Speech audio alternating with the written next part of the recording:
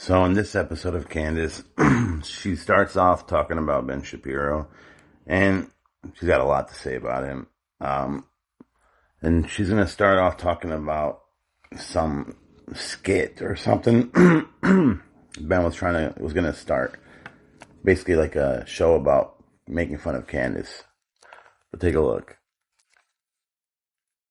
And I would like to again note that the young people who are being manipulated by Ben Shapiro to do his dirty bidding, I don't think that they deserve our ire. I get it. You're young. You have a dream. You have somebody that says, I can make all your dreams come true. And you're game. Some people are going to be game to that. Some people are going to say, yeah, I want to be famous, or yeah, I really need this money. I'm in a pinch, whatever it is. And his strategy is to find Christians and to pressure them, usually through financial means, to go after other Christians when he gets angry in particular. That is another fact, which I can now prove to you thoroughly by reading you one of two emails that we actually received and conversations that we've had. This time, and this email is going to be from another person who was being considered for the role of stalking Candace Owens. All right, so she goes into this story. This girl was offered a job at Daily Wire. Basically, they sent her the script, and it was just basically a show to make fun of Candace. And the girl turned it down, and you'll hear some more right here. Of course, while pretending like it's a show. You gotta pretend it's a real thing, but actually we're hiring you to go after Candace Owens. And again, we are going to prove that. Now, to give you a little background here, you will recall that at the end of last year, Ben stepped onto Megyn Kelly's stage while she was on tour, and he demanded her allegiance against me and Tucker.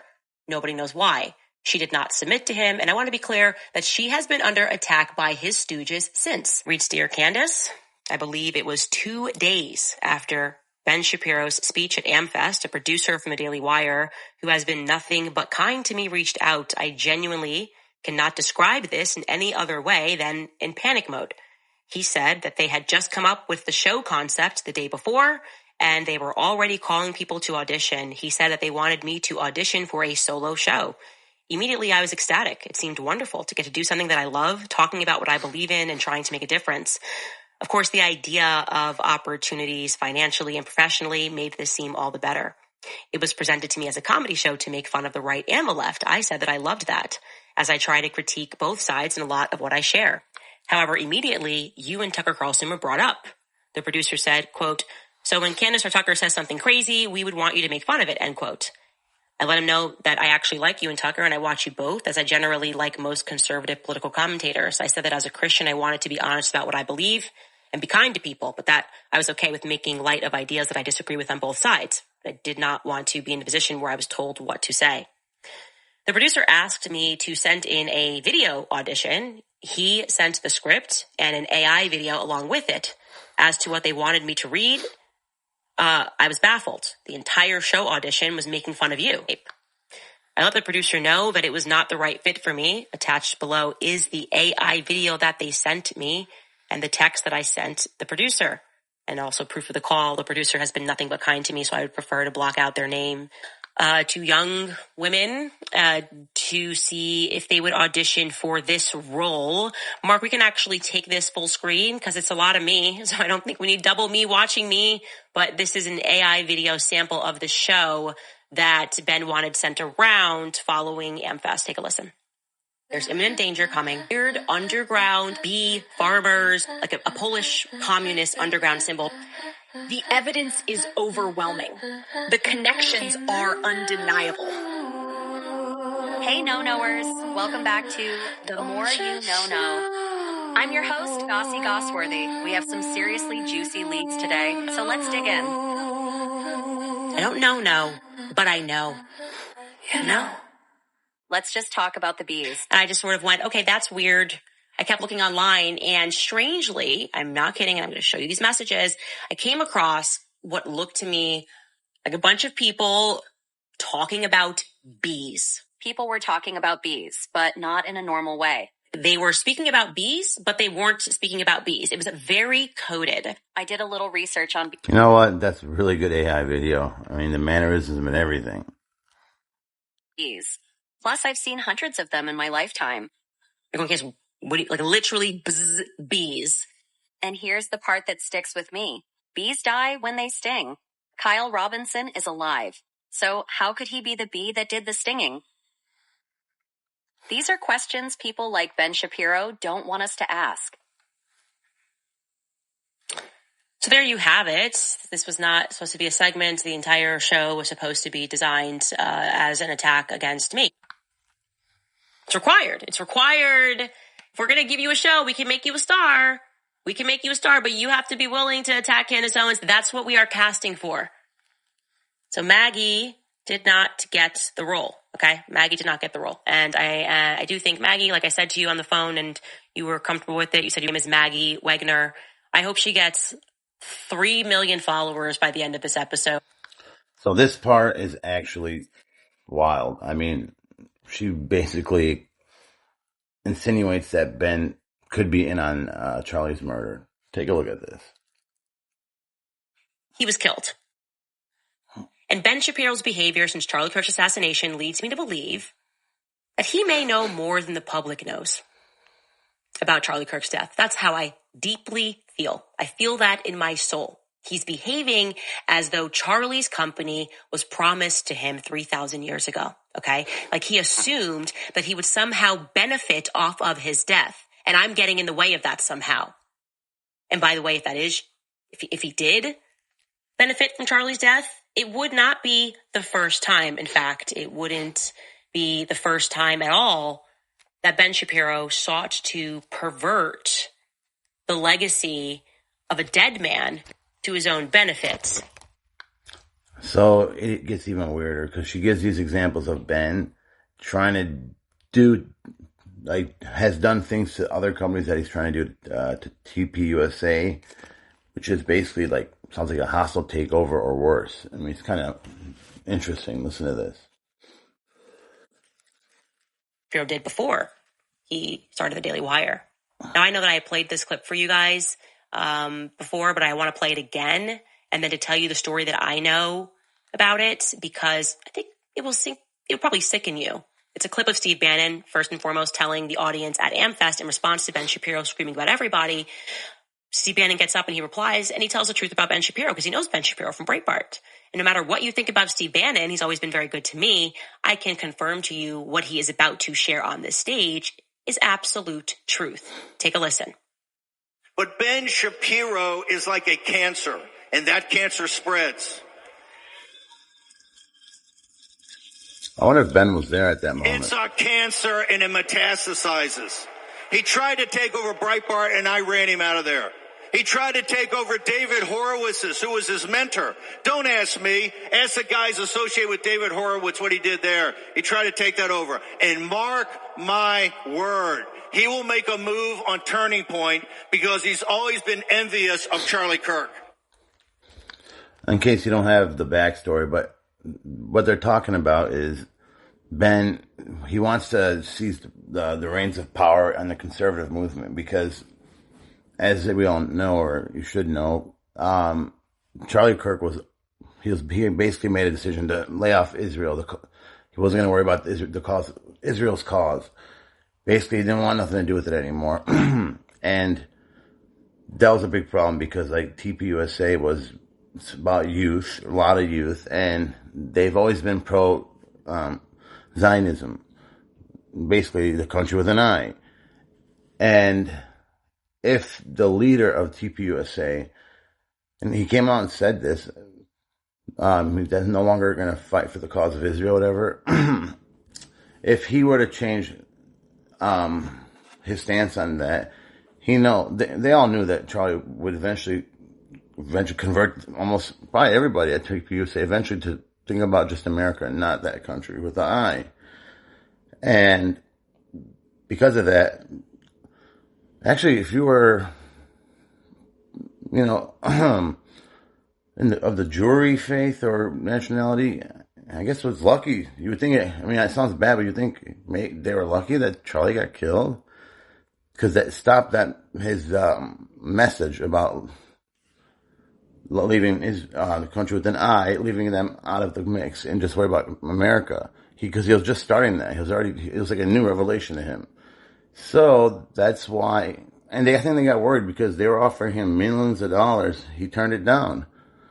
So if Charlie usually does take Jewish donor money and stuff, but he passed up $2 million a year from a donor because they told him to get rid of Tucker, don't have him talk anymore at those, those TPUSA events. And what happened was he said, no, I'm going to have Tucker on. The guy took $2 million a year, and Netanyahu offered Charlie $150 million, I guess, and he turned that down also. So you could chalk it up to, he was just mad because they were calling him anti-Semite for something he said.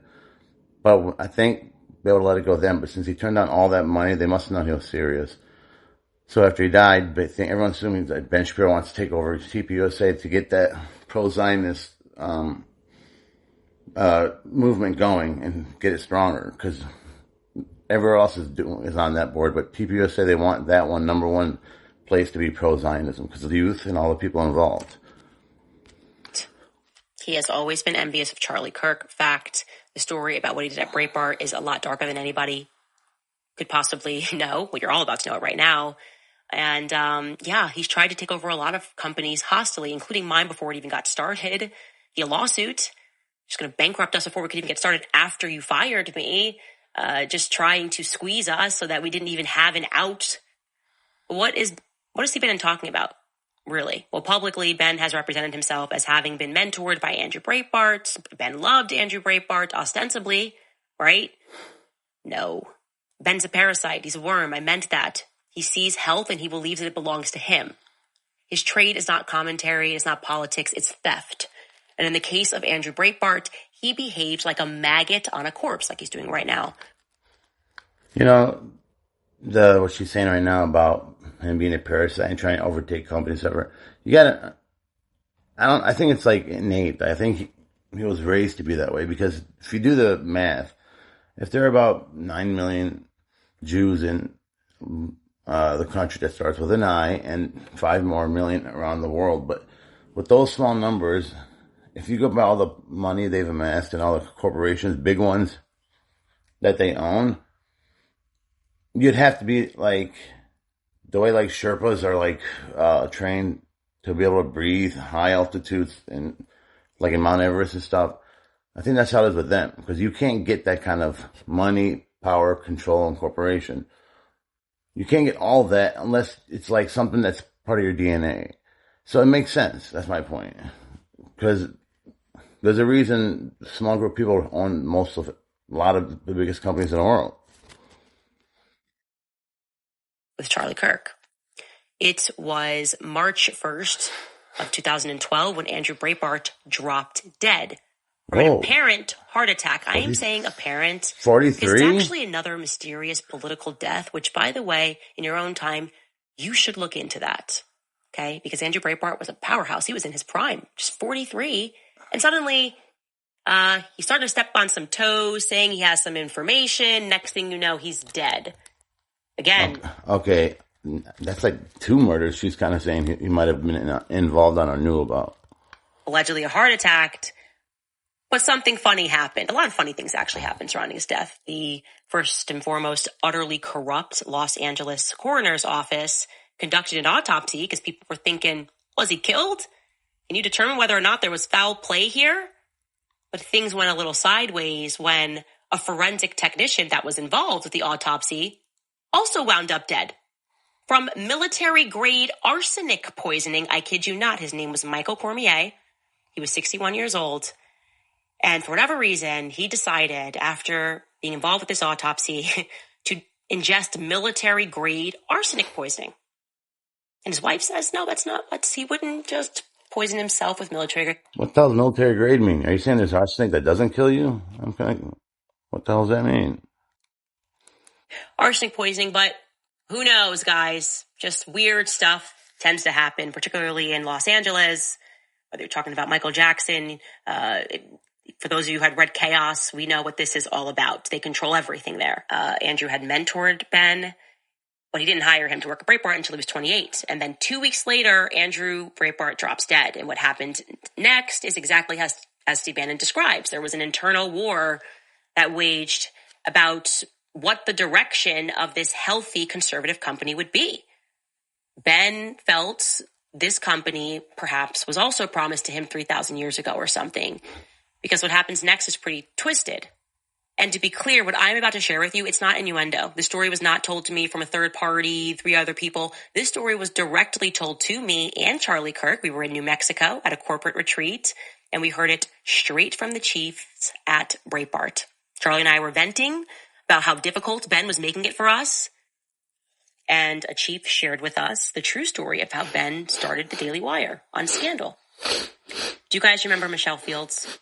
That story of 2016? If you don't worry, I'm going to remind you. The story goes that Donald Trump was running for president against Hillary Clinton, and he chose Corey Lewandowski to be his campaign manager. And the whole media was against Donald Trump, except for Breitbart. They were going, yeah, that this guy's, he's our guy. And because of that, because they had banked on how people were feeling in this country, because they had banked in the populist movement, they were exploding. They were huge.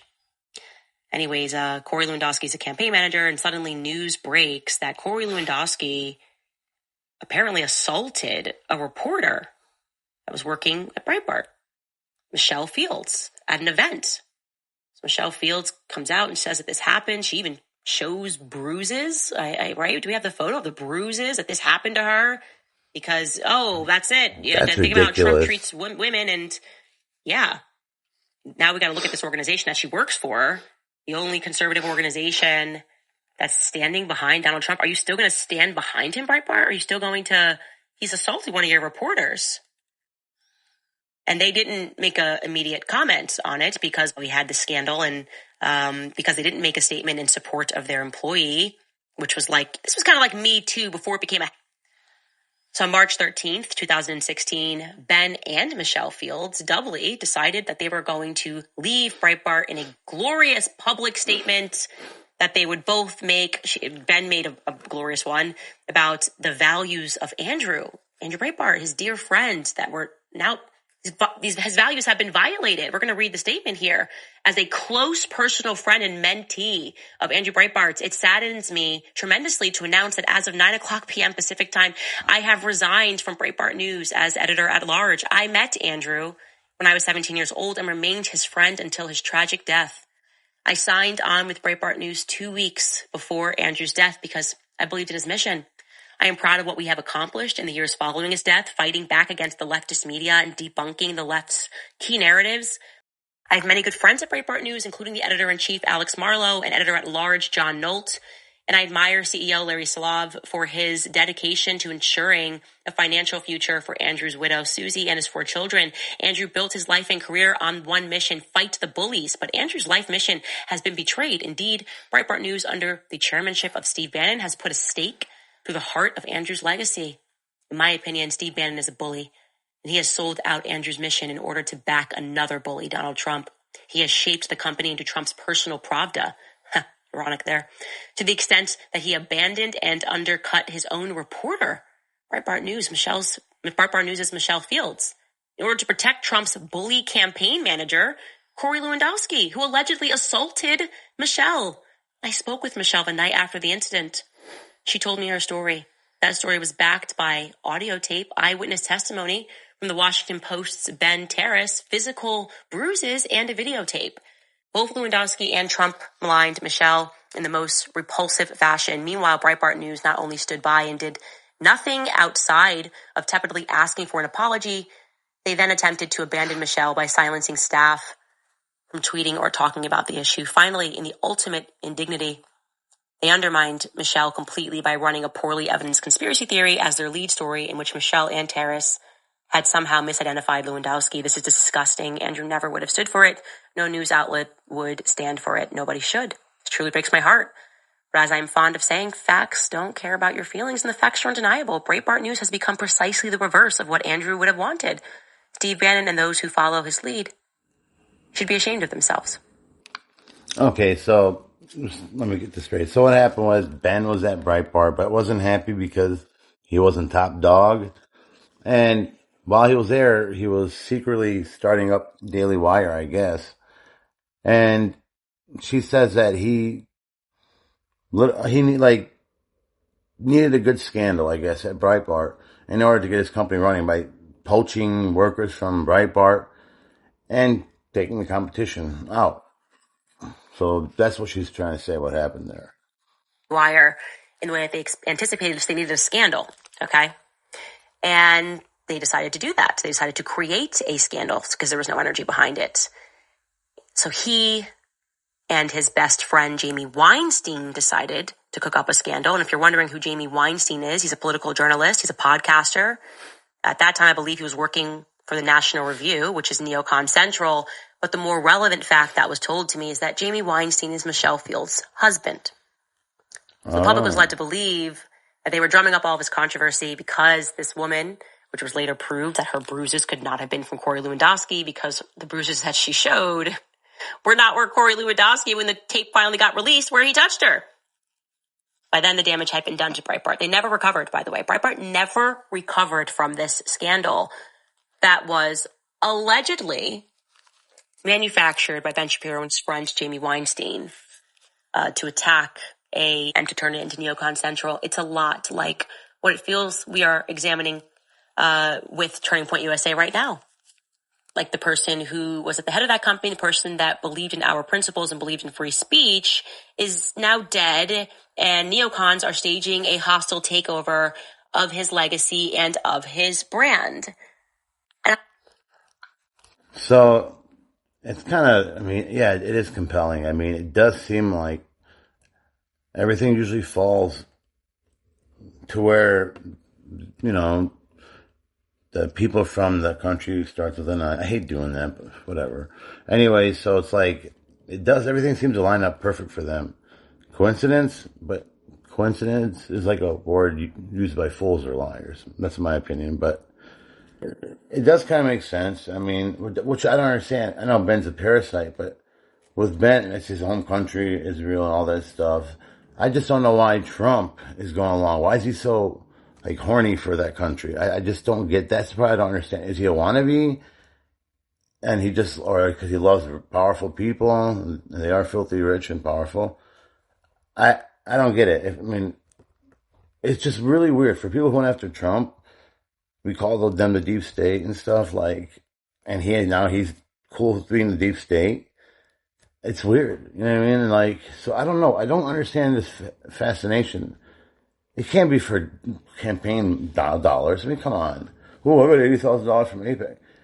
I know money's probably the motivation. I just don't get the whole thing, though. I feel like, I don't know. I just don't get this whole, that with that country and America. It's too, secretive and weird.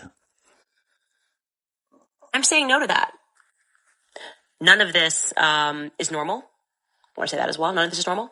I want you guys to know, but if you wake up today and you decide to quit your job, your employer should not stalk you for 2 years. It shouldn't happen. They shouldn't be following you, chasing you in the courtroom from every infraction, trying to bankrupt you, calling people, reaching out to donors, trying to stop business relationships, getting in the way of sponsorships. None of this is normal, but I believe that this is indeed how the world works.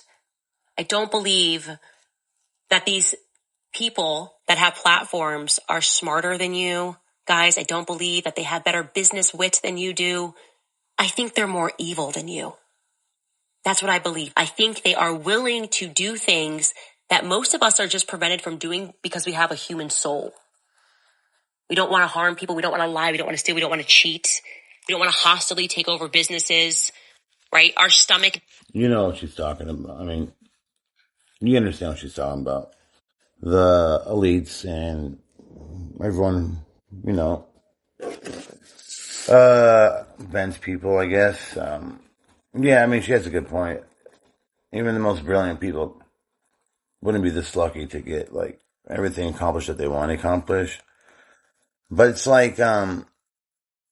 I don't think it's an evil thing. Well, yeah, I think it's, I think it's like this.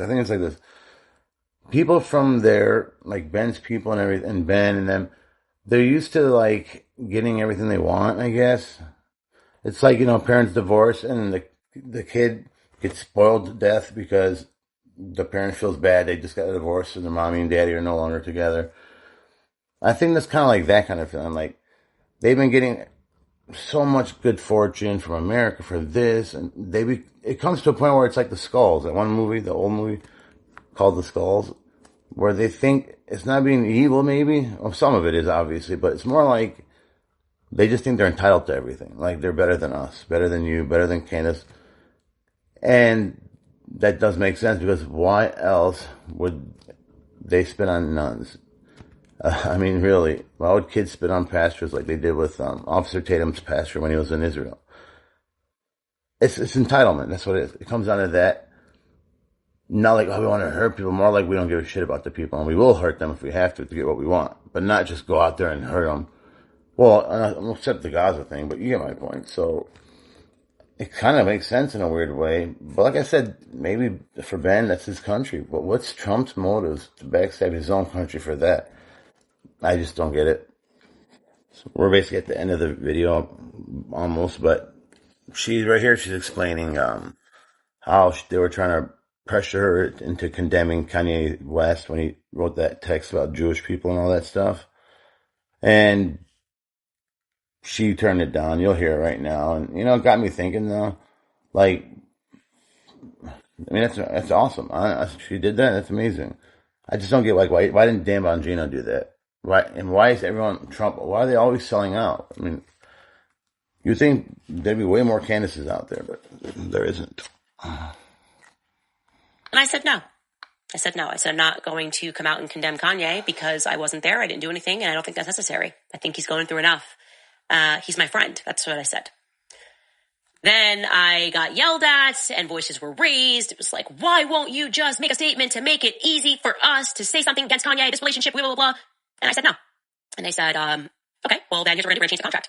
And instead of being paid X amount of years, you are going to only get this. Are you willing to do that?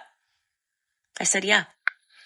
Anyway, so this is basically the end. But right here, she does go into Charlie, and I guess he was kind of like, not superstitious, but really spiritual. And he had he was having premonitions of his death and stuff. And so take a look. I mean, it's kind of interesting. She just shows the text message between the two. Anyways, after you see that, like and subscribe if you can. I appreciate it, and take care. And let's see the rest here. Charlie and I were refracting. Anyways, I'm telling you this. I have a text message to back this up. But also that Charlie's life was going to be short. I'm going to show you this message because I read these things. I don't know what to make of them other than LOL to anybody laughing at my dream, okay? Charlie wrote, he won't tell you what he saw. He hasn't told me intentionally, just that I'm there and it's bad. Some spiritual advisor. And then he says, so the dreams I get, and then he sends me sometimes a lot of darkness. He says that I'm being shaped for a time to save humanity. It's just so crazy to me to read back on this and how many times we would have this discussion about Charlie telling me he was going to die young and that he was going to save humanity. It's just so bizarre.